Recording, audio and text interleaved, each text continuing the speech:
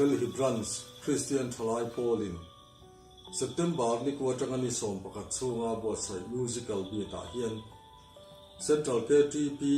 le Sunat Khoirte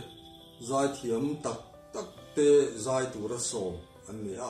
Delhi a mizo Thalai to photchu le huna hian lotela min ron ban pui ngei tur hian kan ngenin kan som chewa nu le pa le no pangte po min ron hlut saka lotel ve ngei kan ngen tak meu cheu ani kalo me kan phalo la musical meet no to la hian Delhi Branch Christian Thalai po de po no so ngeng ngei bo sa ya ami a hian Christian Thalai member som tele Delhi a Thalai pi de hotel vectoring ka som seu Delhi Branch KTP ten